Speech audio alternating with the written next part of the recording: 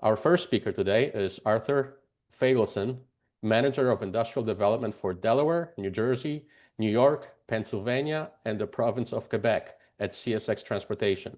He has been with CSX since 2013 and previously worked in sales for large chemicals and waste shippers across multiple states. Arthur has been in the railroad industry for 28 years, including for the Delaware and Hudson division of the CPKC, as well as the only operating car-filled railroad in New York City. Our next speakers are Kevin Hoffman and Bob Bailey. Kevin Hoffman is an associate member of the New Jersey Railroad Association. Kevin has worked in the material handling industry for over 10 years. He has been an account manager with Taylor Northeast for the last 8 years. Bob Bailey is the current president of the New Jersey Railroad Association. Bob has been in the railroad industry for over 57 years. Prior to that, he served in the Air Force. He has an associate's degree in business and civil engineering. Excuse me. Our final speaker is Michael Feason, Executive Director of Government Relations at Norfolk Southern Railway. Michael has worked in government relations for Norfolk Southern for 23 years. Previously, he worked for the Williams Companies based out of Tulsa, Oklahoma. So with that, Arthur, floor is yours. Jacob, thank you and your organization for the opportunity for CSX to speak to you today. So I guess we can just go to the next slide. A little bit about CSX. We serve the eastern half of the United States, so basically from Chicago and New Orleans east to the Atlantic, roughly 20,000-mile network. We serve all the major ports on the East Coast, particularly the Port of New York and New Jersey. We've got 240 plus short line partners, a lot of short line partners in New Jersey through Conrail. Just for scale, we reinvest about $2.5 billion in the company annually in infrastructure. Go to the next slide. So as far as the size of the company and our market reach, we're about a $14.5 billion company. Over 60% of our revenues come from merchandise freight. So when you're at a railroad crossing, you see all different colors and shapes of rail cars going by you. That is predominantly merchandise freight.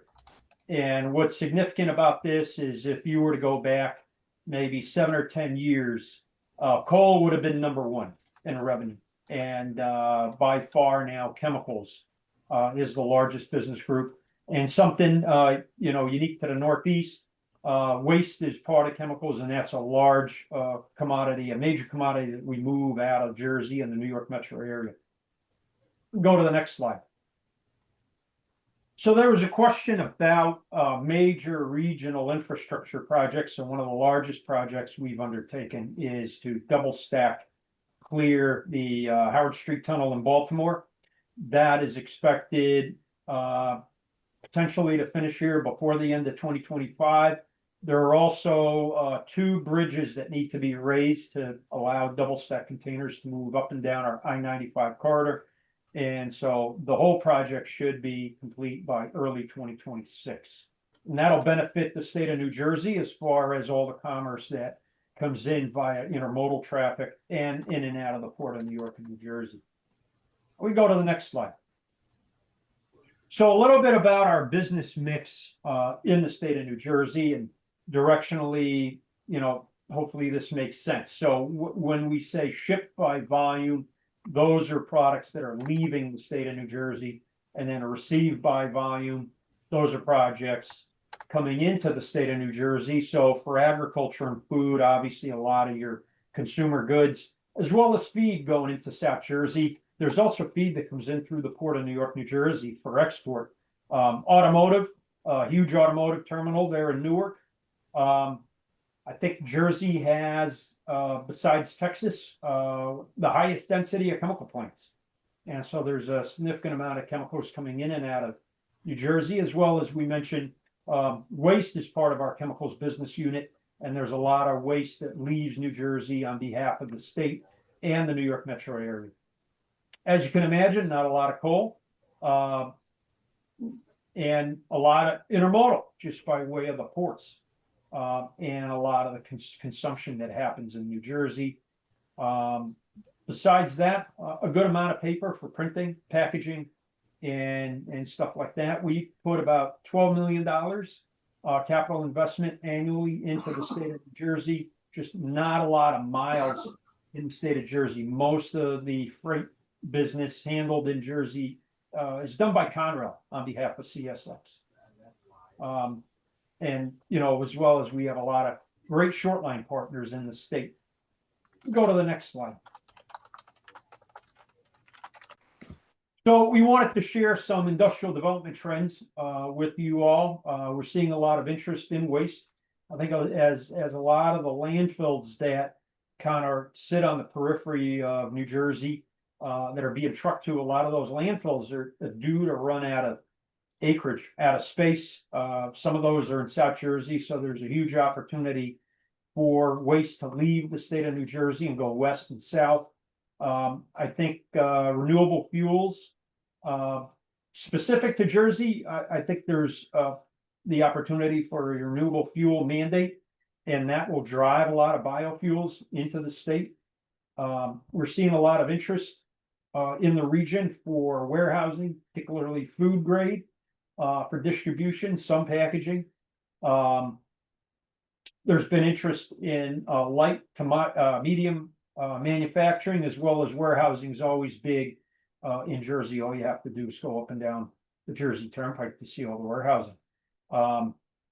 Aggregates, you have the Gateway Tunnel project coming, and that'll drive a lot of aggregates into the region, as well as scrap metals. Anecdotally, there's folks in the scrap business in Jersey that have historically exported that scrap. And because of the tariffs with the latest administration, a lot of those scrap metal companies are looking to establish rail facilities so that they can serve a domestic market. We can go to the next slide. So I want to leave you all with a public service announcement. So I know, you know, a lot of us turn on the TV and you hear about somebody's vehicle or truck or something getting hit by the train. And so for folks that are not familiar, every railroad crossing across the United States, per the DOT, has a blue sign, the emergency notification system sign, and that has an identifier for that crossing, as well as a toll-free number or a phone number to reach the railroad that controls that crossing to report an obstruction or an emergency, or sometimes those signals, those crossings will be malfunctioning. So you call that number, give them the ID, and you can explain to them that, you know, the crossings malfunction.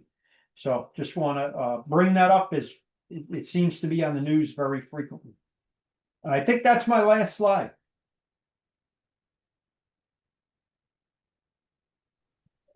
All right. Any questions for Arthur? Well, I do. I have all a right. question. Bob, why Yes. you're always coming after me? What's going on? Yeah, a little bit of everything, buddy. You mentioned a lot of warehouses are being built in New Jersey, and I agree with that. There are a lot of warehouses being built, but I don't see a lot of railroad infrastructure close to a lot of the warehouses that are being built. How do you think we can adjust that?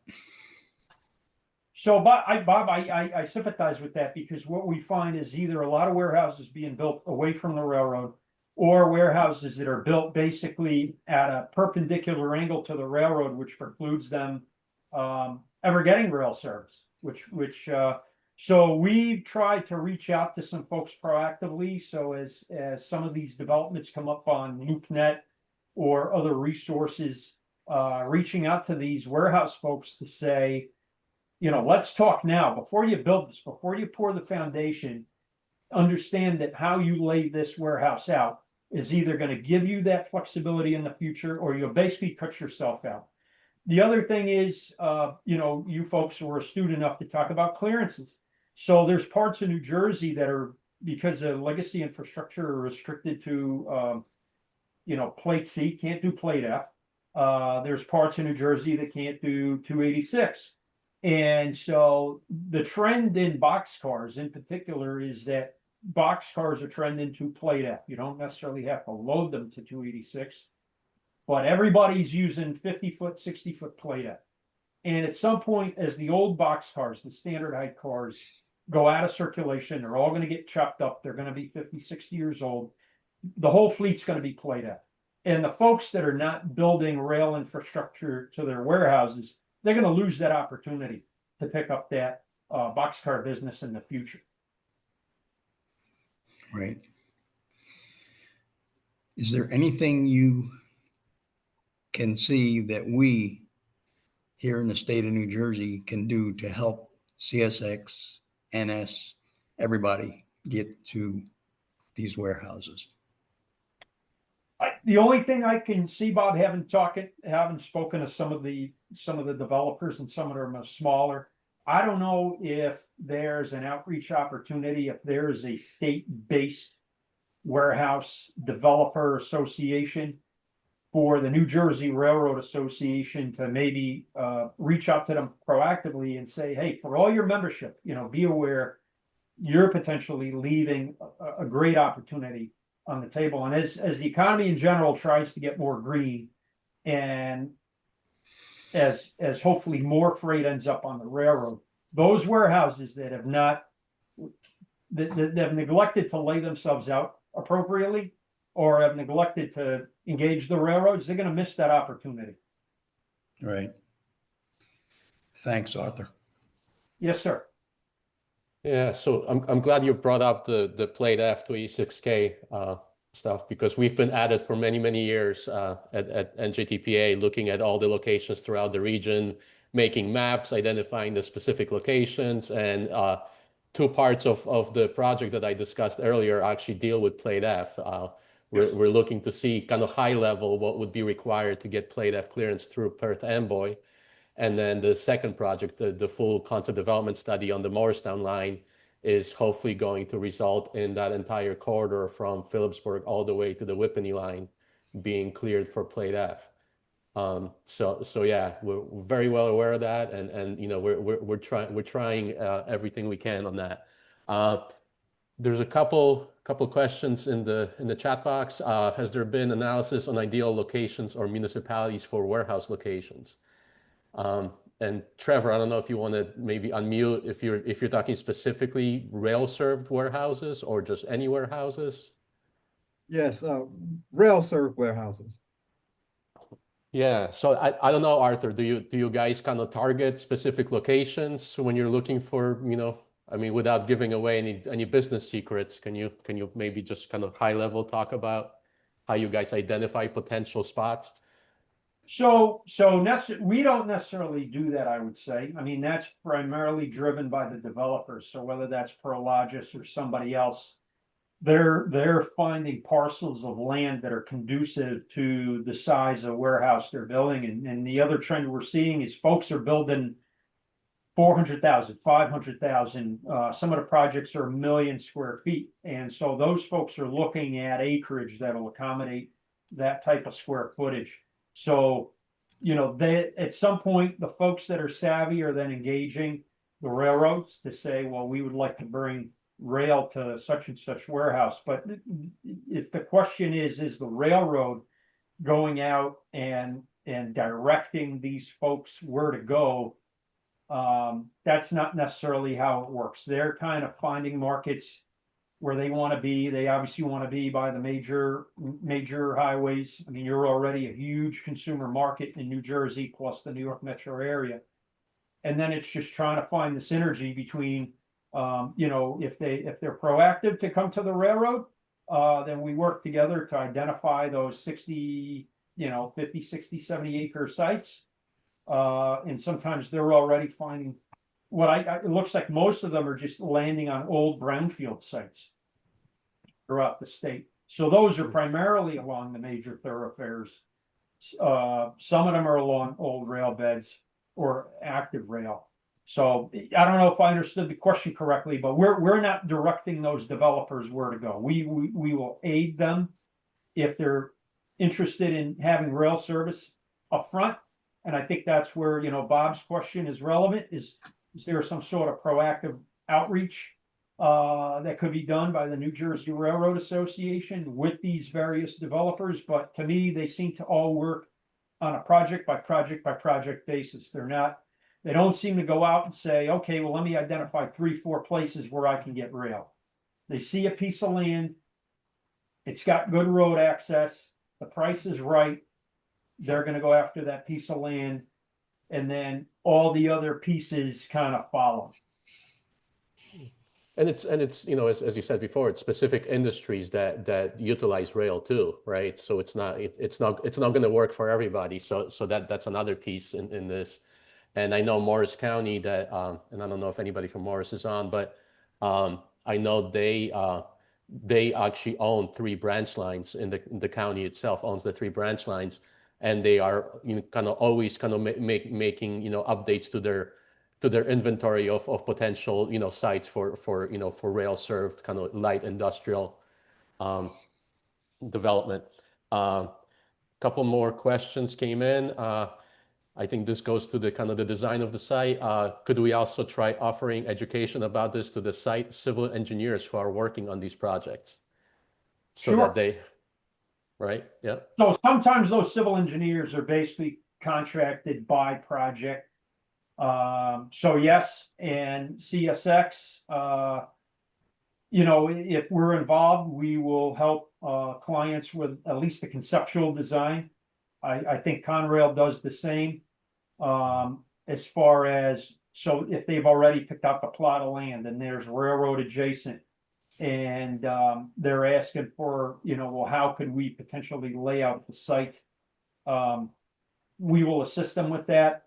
As well as what we tend to do is, you know, if the folks that are already doing the engineering and construction, we will refer them to companies that specialize in rail design to work with them jointly, hand in hand, to design that railroad siding into their engineering drawing.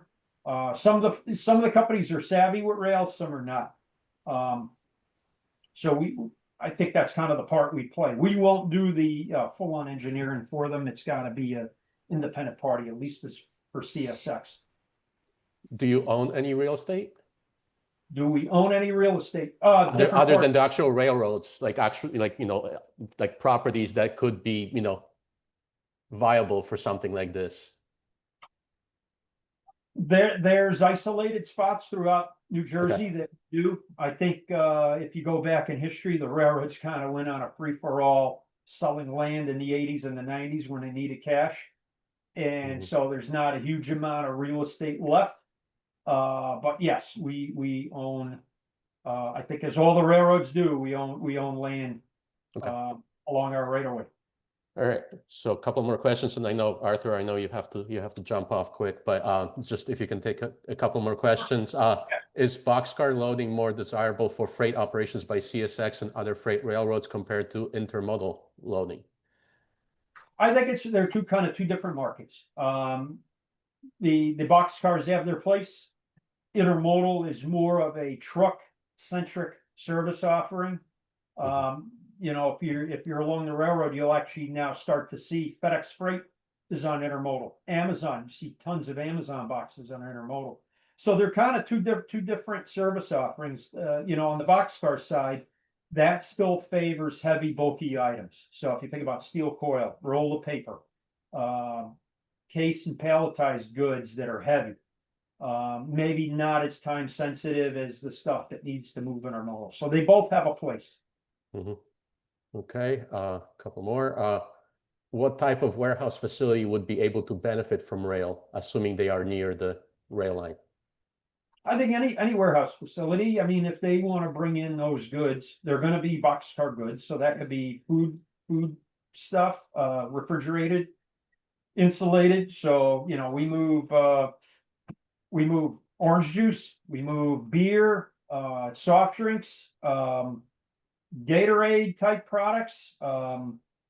There's produce that we take around, you know, there's butter, for example, you know, produce that you buy at the supermarket that moves on rail. So if somebody's building a refrigerated warehouse to do that kind of stuff. And then on the dry side, like I said, whether it's steel coil, paper, palletized goods, could be canned goods. So any of those products could be a match. It's really, who does the warehouse go and pursue as a client? Mhm. All right, and I think you answered this one already, but I'll read it anyway. Has CSX reached out to large warehouse facilities near freight lines for potential access in areas like Linden or in Union County, or just other locations throughout the state? I think we do on a case by case basis. So as we see facilities about to be built or being built, and they have the opportunity to potentially bring in rail, we try to be proactive and reach out to them about rail Okay. service. I don't know if there's a concerted effort to go to existing warehouses. Sometimes, if you imagine that property's already been built and you've got a parking lot or other infrastructure that sometimes those folks have their either their fire access or they have their stormwater management on the backside. And so now suddenly attempting to add rail to an existing building that utilizes potentially the side that faces the railroad or abuts the railroad for another use may force, complete redesign of the property, and that gets very cost prohibitive. Mhm. Understood. And the last question I see here, is the team looking at the level and volume of development in Newark, specifically near the port, in order to upgrade or build more rail lines? So I know there's been a joint effort with the Port Authority of New York, New Jersey to rehab a lot of the rail infrastructure going in and out of the port and along the chemical coast. So that's done jointly with Conrail and the port. Maybe that's the best way to answer that one. Yeah, and there's quite a long list of needs and bottlenecks, throughout the system here. But again, Arthur, with that, I think that last question. So thank you so much for presenting and for taking all these questions. I appreciate you taking the time, and we'll move on to the next speakers. Thank you for hosting CSX. Thank you. All right, Kevin, Bob, you're up. Good afternoon. My name is Kevin Hoffman. I'm an account manager with Taylor Northeast, and I also am a member of the New Jersey Railroad Association. Thank you guys for allowing us to speak. Just a quick overview, some projects that we have in progress, and resources and contacts for the association. Next slide, please. Just some past events. The American Short Line and Regional Railroad Association hosted their premier event in May. We had several members from the association. Bob Bailey, president of the New Jersey Railroad Association, was able to attend. Also, Director of Government Affairs for SMS Rail Service, Jim Pfeiffer, was also down, meeting with Senator Andy Kim, Cory Booker, talking about the important freight railroad infrastructure and industry throughout the state of New Jersey. Suppliers, contractors, engineers, pretty much everyone from across the country representing their state, customers, short lines, class ones, all just going down to Railroad Day, DC, and voicing their opinion and thoughts and suggestions to the legislators, getting in front of them. We also held an event, Somerville County Railroad. It was a hazmat training. NS had their safety train there, so there was a lot of first responders. I believe we had over 250 people. Some staffers from Cory Booker's office, New Jersey Transit, NS, CSX, and Conrail was in attendance as well. It was a hands-on. There was a lot of seminars and sessions held throughout the day, giving people the firsthand experience, at least was for me, to look inside a tanker, learn about the rail cars and the ins and outs. Bob, do you have anything to add on some of these events? I wasn't able to attend all of them. No, that the safety train was provided by Norfolk Southern, and the track space was provided by FE Rail in Somerville, and the Fire Academy, the Somerset Fire Academy, played the biggest role. They provided all the classrooms for the event, and it was fantastic because they went from morning till night, had great representation and good classes for first responders to learn safety practices around rail equipment. And correct me if I'm wrong, I think the classes were filled and they were able to extend and roll them over or add the night classes to fill some of the extra slots, They did. They did that. which was fantastic for them. So thank you everyone for your participation in that. Mhm. The upcoming events, 2 days from today will be our second annual Railroad Day. That is going to be held at the Raritan Rare Center in Edison, New Jersey. We're going to have class ones. There's going to be suppliers. There's going to be contractors there. There'll be some rail equipment, but the focus, and that'll be on the next slide. So I'll dive a little more into that once we're there.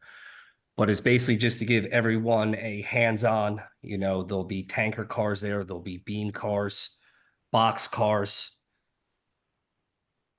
We will also have Drew Feely will be attending from the FRA. Next slide, please. Actually, Kevin, before we move on, can you talk a little bit about just what the association does and some of the members? Because the members are not just railroads, correct?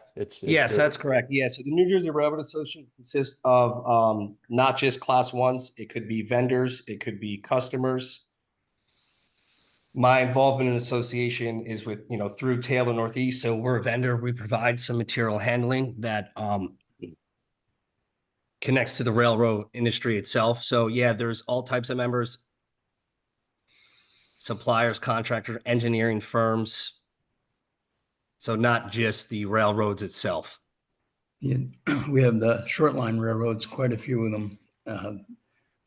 Most of them were formed in the early 80s and 90s when the Staggers Act came in and pieces of Conrail got sold off.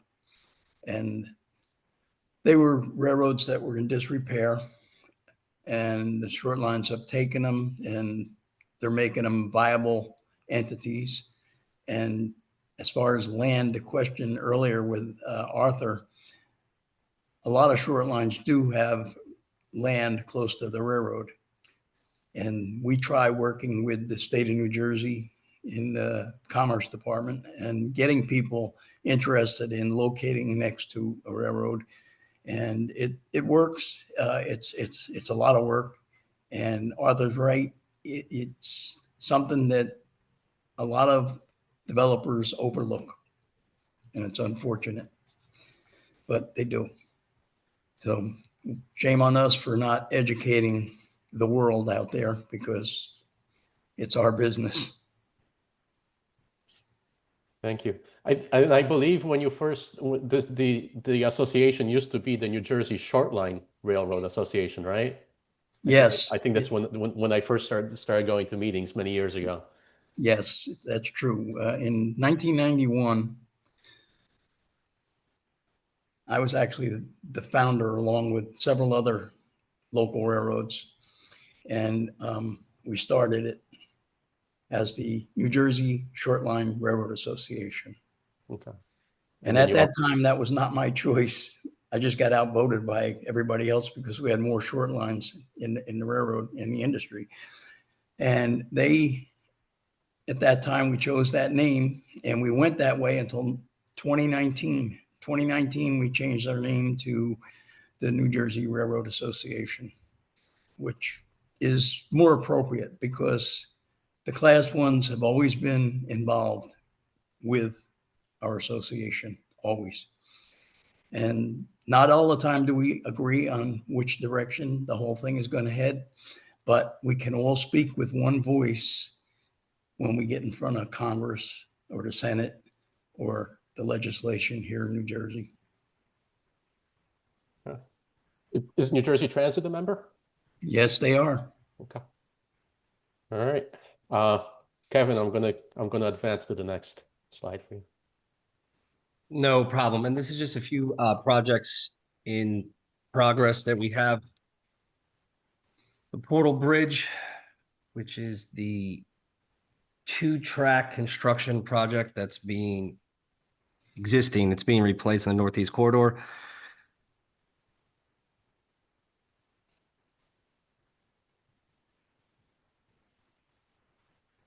We have the Path Forward program. This photo was taken in Hoboken. I'm sorry, I believe that's actually Jersey City, the photo. But there's several different segments of construction that they're doing. There is 6,000 feet of track that's being replaced between Journey Square and Harrison Station.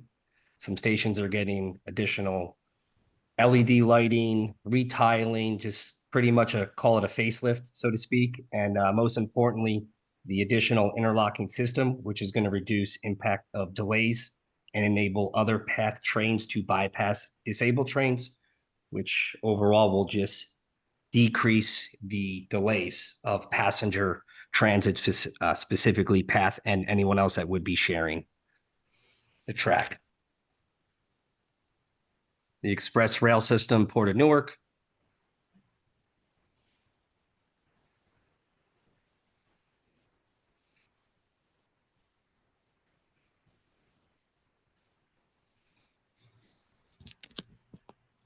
Can you guys hear me? I think I might be having some connection on my end. It looks like you're going on and off mute. All right. So, I mean, that's pretty much it. I don't want to just talk to talk if Bob has anything to add. But these are a few of several projects that are going on that we feel as though is very important. Jacob, you saying earlier, you know, what consists of the members, how we all interconnect to this would be a perfect example where, you know, our company that I work for, Taylor Northeast, has some equipment that's involved in it, and you have contractors that are working. You have people that are involved on the consulting side. Pretty much, you know, everyone that has an involvement in the railroad in New Jersey, and not even really just New Jersey. But if you're here traveling, visiting, you know, it is important. And it's great that we are getting the funding and everything that's provided. Because without that, we wouldn't really be able to do much of any of this stuff where the grants and things like that come about. Yeah, that's for sure. And it's important to keep that rail freight assistance program going. It's been tremendously helpful to the railroads. It's been helpful to our state. It's allowed us to build rail where there was none. It's allowed us to rehabilitate rail, and it's allowed us to operate safely through the years. It's been a great program. It's been in place since, I would say, 1980. I think I first got involved in it. And it's gotten better and better every year. And I would just like to see that continue. Of course. I believe Ted Matthews was one of the original founding members of that. He was Ted, Yeah. Ted, Ken Kite, and I helped in some ways. And then there was a deputy attorney general that wrote all the words down. Yeah.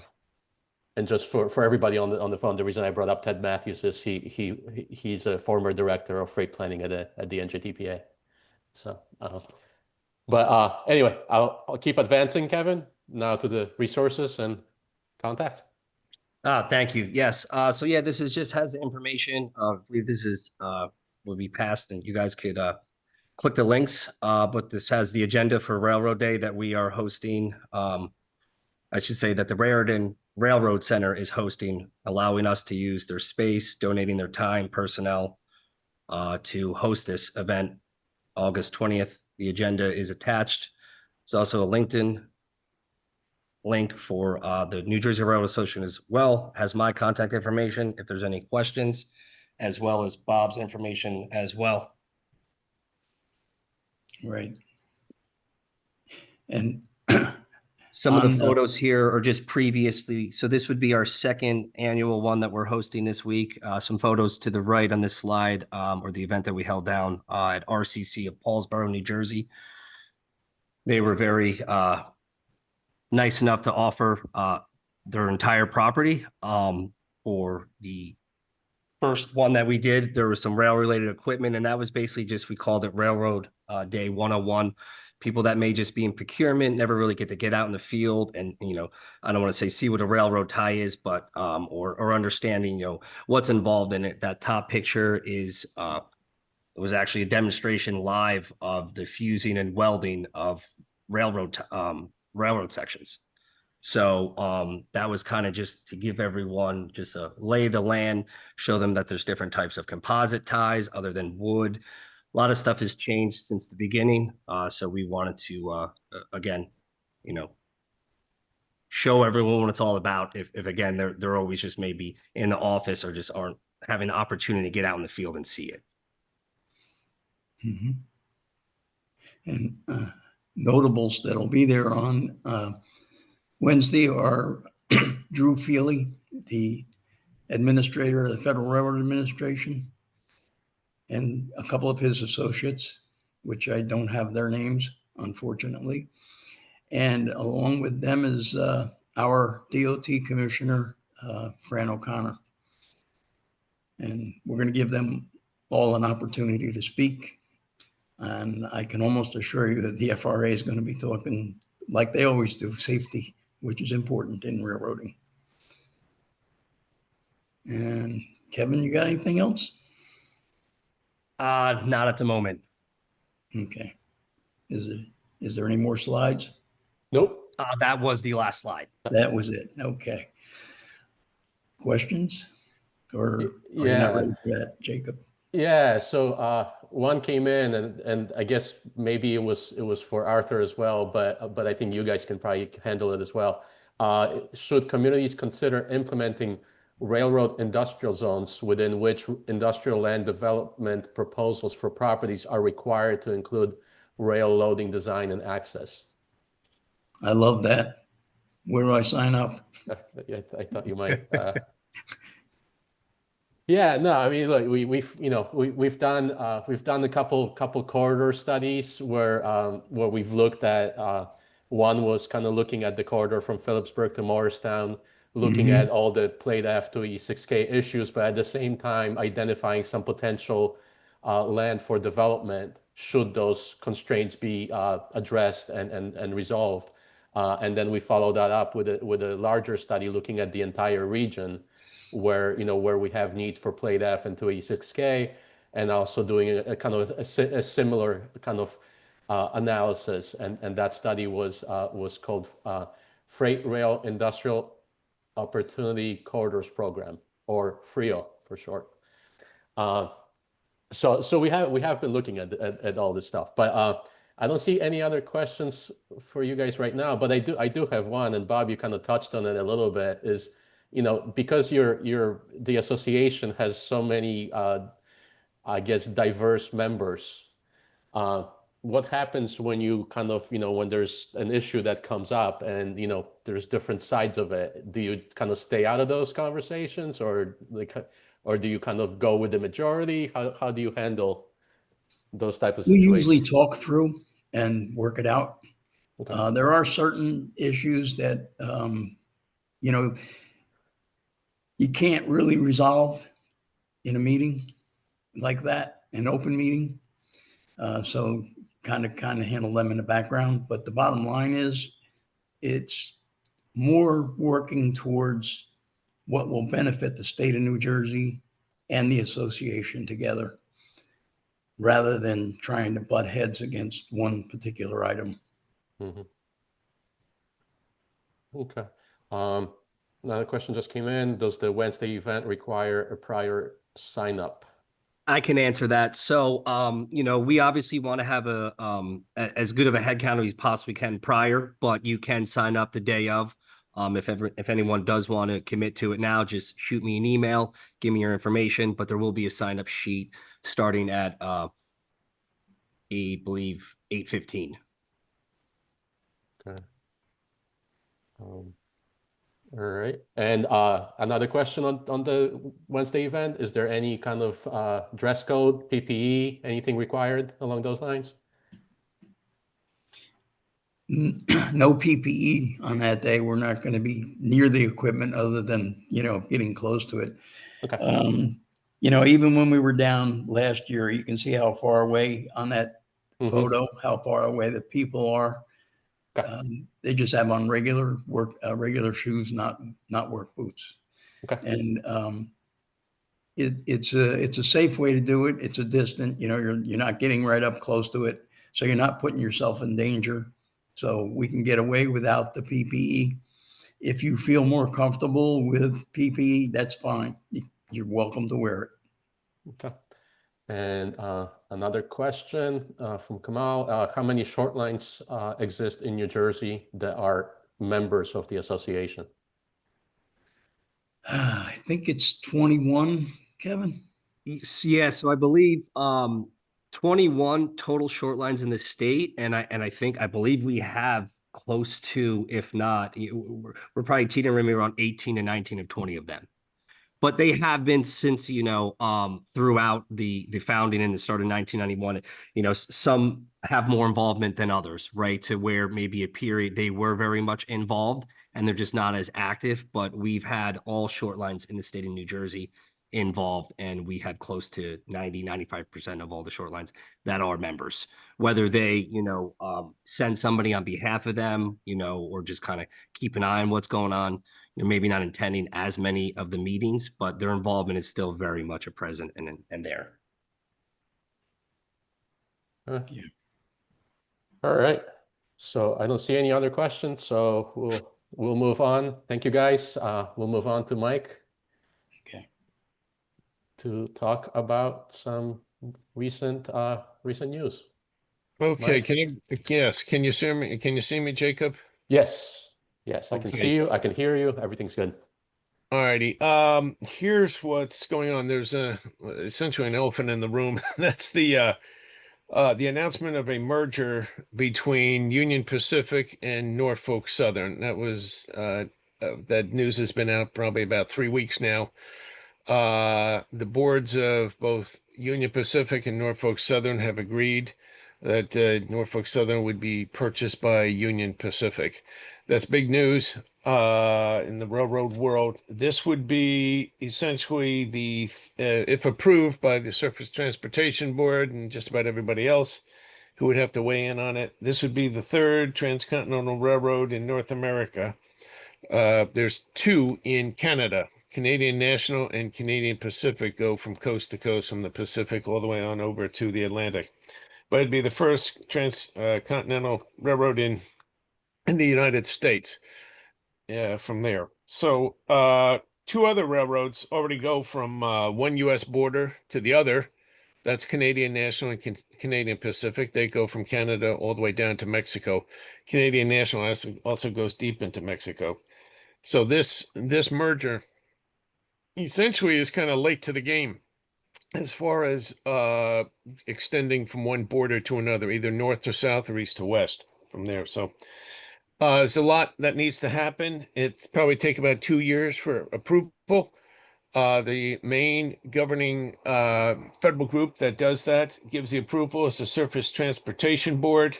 As I said, take about 2 years. They hear from everyone. They hear from shippers. They hear from unions. They hear from other railroads. They hear from states. They hear from towns. They hear from other federal departments. They hear from everybody, which is one of the reasons why it takes so long to do that. So, but that's the main federal agency that does the approval from there. So, why is this happening? Let me give you a couple thoughts. Essentially, right now there's 6 Class 1 railroads in the United States. As I said, 2 in Canada. Well, 2 in 6 in North America. two in Canada, Canadian National, Canadian Pacific. Both of those go from Canada. They essentially form a T from the Pacific coast to the Atlantic coast and then all the way down to the Mexican border. The other two railroads, there's two essential spider webs in the east, two in the west. The two in the east are Norfolk Southern and CSX. The two in the west are Burlington Northern and Union Pacific. Of course, Burlington Northern is owned by Warren Buffett. But there's two in the west, two in the east, and then the Canadians come down the middle. If you were essentially, the thought is, if you were essentially king for the day, and you could whiteboard or start all over with a railroad system or railroad systems in the United States, you would likely look like the Canadian systems. They would go from east to west all the way across from the Atlantic to the Pacific. Okay. That would give you the full range of products going from one end to the other.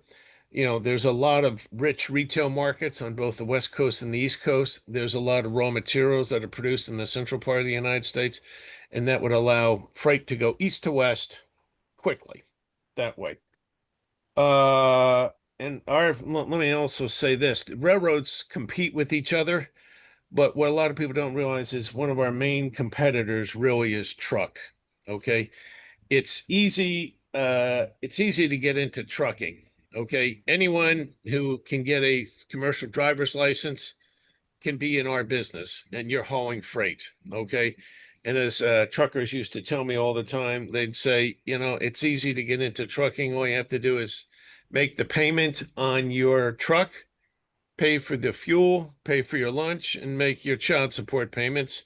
And then you're in trucking, you're in business. And then you're taking on every railroad in the United States from there. And their costs are a lot lower than ours. Truck is gaining on us. Truck volume is versus railroad has been improving over the years. Truck is gaining more freight than we are. We'd like to reverse that. We think we should have more of the freight because we're the lower cost, we're more environmentally friendly for truck. We're also a system that's out there already. People are paying tremendous amounts for the tolls, the highways. These are public costs, public funds that are being spent out there from there. Truck is also nimble. They can roll an 18-wheeler into a strawberry field in the Central Valley in California, load it up with strawberries, turn on the air conditioning there, and haul that thing all the way to Boston with team drivers, and they can get there faster than us. That's how nimble and how quick they are. Okay, from there. The other issue coming on with truck is truck automation is coming, truck platooning. That is, you'd have one lead truck with two or three trucks behind it. The lead truck is what essentially guides the other two or three trucks behind it. Though that is truck platooning, the technology is being developed along with that, along with artificial intelligence.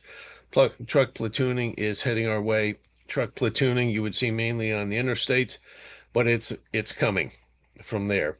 We have to have two drivers on the front of our trains. We have to have an engineer and a locomotive. Trucks only have one. We don't have steering wheels. They do, but we are told by the FRA we have to have the two people in the train from there. Why is this important? Essentially these days it's a Walmart, Amazon world. Okay, people want their stuff. They want it fast, fresh, and cheap. Okay. So for railroads to compete with trucks, we have to get down and we have to be as nimble and as fast as they are. Okay. And we have to look out for the friction points between the railroads from there. There's now also an effort to reindustrialize the United States under the current administration. They want to bring businesses back.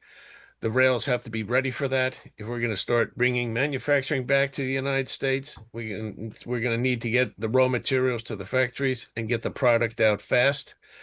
We believe that the unification of two railroads doing it like this is going to get us there fast and with less friction between the two. Merger is going to eliminate points of friction, transfer sites, okay, transfer yards. And we're going to eliminate all the problem points about as fast as we can once the deal is approved from there.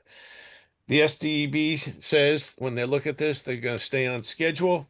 They believe it's approximately 2 years, but at this point, they're still missing a board member. They're looking for new people, but the leader says that they're going to try to stay on schedule. What's key here? What is key here is integration of the two systems, both the UP system and the NS system. Railroads have a history of the integration not being as seamless or as quick as it should have been. Over the years, there's been some issues. There was a issue a couple in, I think, in 1999 with some of the other Western railroads down in the Houston area. We have 2 years to get it right. We're going to work on it and work on it hard to make sure once the two systems are pulled together, there's going to be an integration and there's not going to be those kinds of problems from there. Truck versus rail, we don't want to become a niche industry. We want to be able to haul everything that truck handles and be as fast and as quick and as nimble as truck. Okay. That's part of the reason we believe that this merger is going to make us more competitive. We're going to be more competitive with truck, and we're going to be more competitive amongst the railroads out there, which is why we believe this is a good merger that's coming. Everyone will be heard from at the Surface Transportation Board. Believe me, they ask for comments, and boy, do they get them whenever these mergers are run out there. Everybody weighs in on it from there. New Jersey will certainly be able to weigh in on it, and all parts of New Jersey will be able to weigh in on what's going on, what they think is right, what they think is wrong, what they think needs to be worked out, this, that, and the other thing. Certainly the unions will be involved, the shippers, everybody from there. So in any event, that's Jacob, that's all I had. All right. Thank you, Mike. And first question just came in. Would the merger have any benefits for coordinating with the Amtrak service? Marginally, You're breaking up, Mike. I can't. sorry. We try to work with Amtrak as it is now all the time. It's from time to time it can be difficult having another railroad within our railroad. We get out of their way because they have the priority. We'll continue to work through our Amtrak neighbors. I know Union Pacific has done the same. There's a lot of Amtrak out west, and we hope to make sure that they get the priority that they need wherever they're going.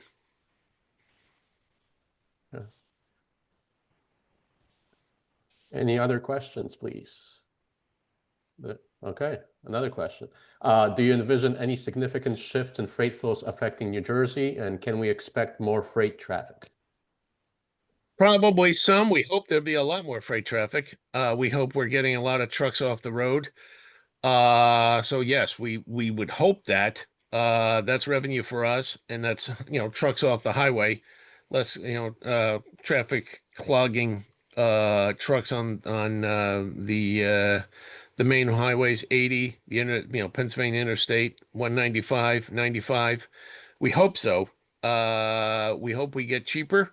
We hope more shippers say, listen, you know what? We've been hauling by truck all these years. Let's try truck. Let's try bringing it to rail and see if we can't get some more volume going by rail. We hope that. Okay. Another one. What is general handoff time between Eastern and Western railroads for transcontinental shipments, i.e. the added downtime, and can through running between existing carriers address this? Can through running, well, the handoff time depends on where they're going through. If they're going through Chicago, if they're going through Kansas City, there's different various handoff times. Okay. As it stands now, there is some traffic that goes through without stopping, but there's enough points between Union Pacific and NS so that there's some friction points, let's call it that, where where freight has to go from one yard to another and it goes slow. Okay. Either by truck, rubber tired, handoffs, or we're leaving it in another yard for them to pick it on up under a union, under the unification of the two of us. We're going right through. Are there some areas where that happens now? there is, but not enough. We want to make it seamless and we want to make it fast and get rid of those friction points. And typically that downtime is measured in days, not hours, right? Right. We've worked both UP and NS, all the railroads really have worked hard to get that faster. Okay. Yeah. But it's not as fast as it can be or should be from there. As I said, people want their product fast, fresh, and cheap, and eliminating that is one of the things that we hope will get that done. Uh, what I guess it's probably can't really predict, but what do you see as potential impacts on northern New Jersey and specifically, on the port and also on some of like the local businesses that rely on rail service? Will things improve? Will things stay the same? We think it will at least stay the same, but we also think we also believe if there's more moving by rail, we think it'll be an improvement for those shippers. Okay, products will come to them faster and cheaper. Okay, that's what we hope for. We are in a big competition with truck. There's thousands of trucking companies on out there, from sole drivers to some of the bigger companies. Okay, what we want to do is be a better competitor to them to get where they need to go. Truck is a competitor, but they're also a customer. Okay, a lot of trucking companies use us to get there. We hope that, being unified like this, we're going to be able to get products all the way across the country as they are now, but faster and quicker. So there used to be like a rule of thumb that, rail was competitive beyond a certain distance. It used to be like Yes, 500 miles or something. I think it's gone down. Uh, will this merger have any impact on what that number is we hope it does. because of the efficiencies that you're going to introduce into the Oh, operation? we hope so. The last number I heard was 400, about Yeah. 400 miles. We hope it is. We'd like to be able to get there faster. We want to be able to, have lots and lots of trains going east, west, north, and south. We'd like it to be almost a shuttle of rail going, of trains going back and forth, that we give times of departure. And if your freight is on, in the yard, it's going to make that train and it's going to get where it needs to go quickly. That's where we're hoping it will be from there. We've been achieving lower dwell times in yards. We've been driving down also, or increasing our speeds between states. And so that's what we want to drive. UP's been making progress over the years, and this has been making progress over the years. And we hope, being united, it's going to go even faster. Lower dwell times in yards, increase speed between, over the road freight traffic. All right. Another question just came in. Do you know of any repetitive services or rail that will be eliminated in the merger, or is it too early in the process? I'm guessing Too early. Yeah. there's probably some parts in the middle of the country that both you and UP already operate in, right? So Too early to say. That's part of what I was talking about, the integration. We'll be looking at that. We want everyone to be a winner. We don't want to lose any customers. We just want to get there faster. But certainly, if there's two groups doing the same thing, we only need one group. We'll look at moving, some of our people around, some of our equipment around to other places where it's going to be needed. another one.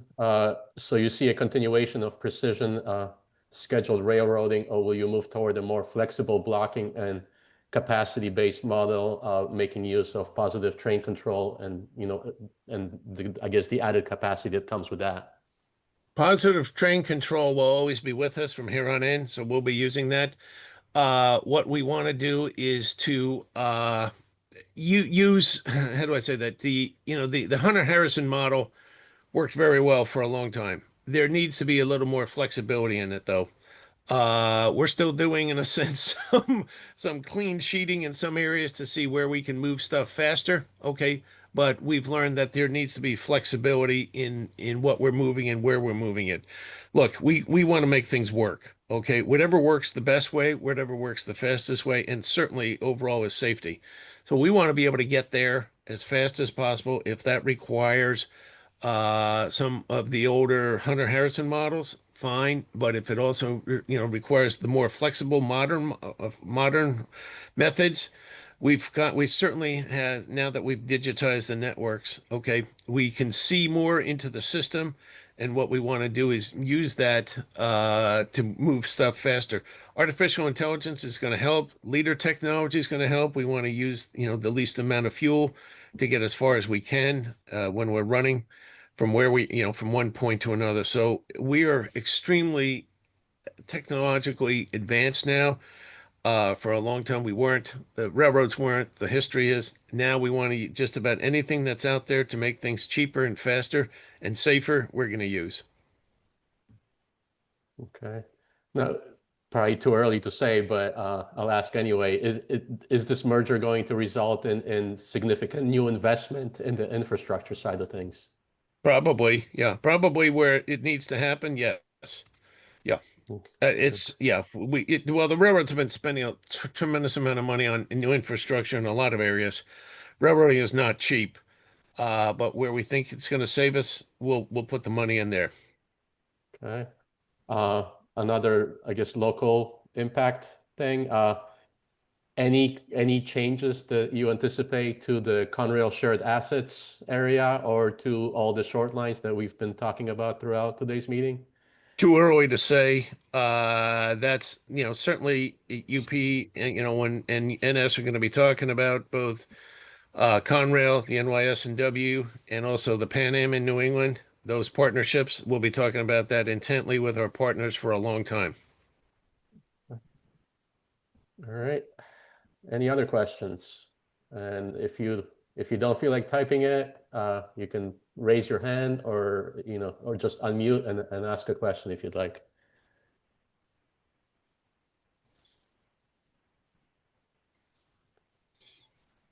All right. All right. Well, Mike, thank you. Thank you for the update. Thank you for taking all the questions. I know it's still very early in the process, so I'm sure we'll have you back sometime in the very near future to talk more about all these developments. Okay. Thank you.